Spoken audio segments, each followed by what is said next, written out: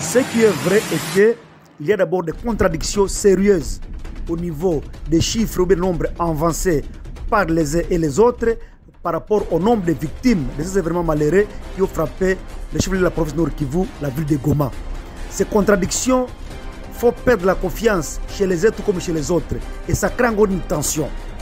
Bien sûr, on peut saluer ces déclarations, ces condamnations du gouvernement qui ont été faites par le porte-parole du gouvernement, on a tout suivi.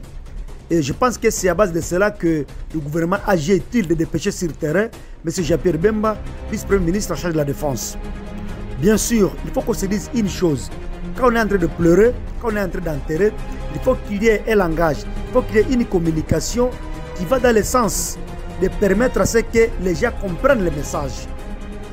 Voilà pourquoi la communication qui n'a pas été bonne au niveau du terrain, dans ces contradictions, dans ces gestes forêts, n'ont pas permis au peuple de comprendre que M. Jean-Pierre Bemba venait sur le terrain pour présenter les condoléances, pour partager la douleur de la population et peut-être pour voir comment approfondir les enquêtes. Puisque quand c'est l'armée qui semble être accusée d'avoir été auteur de cette situation et que c'est le ministre de la Défense qui arrive, bon, certainement que le peuple ne devait pas bien comprendre ce message-là.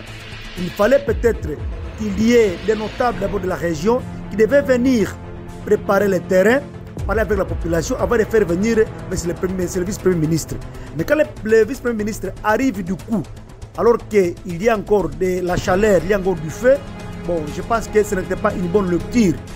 On ne peut pas même encourager la population à caillasser le véhicule ou bien la délégation du vice-premier ministre. C'est un acte qu'il faut condamner, sauf qu'on demande au gouvernement, c'était mieux de dépêcher d'abord sur le terrain certains notables pour calmer la situation, pour parler avec la population. C'est après l'arrivée de ces notables-là, après avoir préparé le terrain, on devait maintenant envoyer une délégation gouvernementale pour la suite des événements.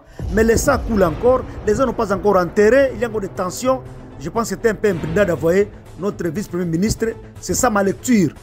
Comme il est déjà là, il y a maintenant lieu que la notabilité de Goma puisse d'abord se mettre et parler avec la population, leur présenter certaines situations profondes.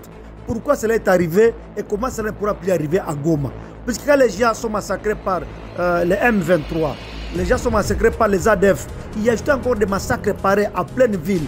Ça laisse un peu à désirer et ça touche le cœur. Voilà pourquoi notre lecture est simple. On condamne les actes qui ont été causés par certains citoyens, puisque ce n'est pas le véhicule de Bemba qui fera ressusciter nos frères qui sont morts, mais il faut aussi que le gouvernement comprenne qu'il y a des moments où il faut d'abord préparer le terrain avant de passer à certaines actions, puisque les gens qui pleurent, les gens qui enterrent ont besoin de notre message à part celui-là. C'est juste ça ma lecture, monsieur le journaliste. En tout cas, merci beaucoup.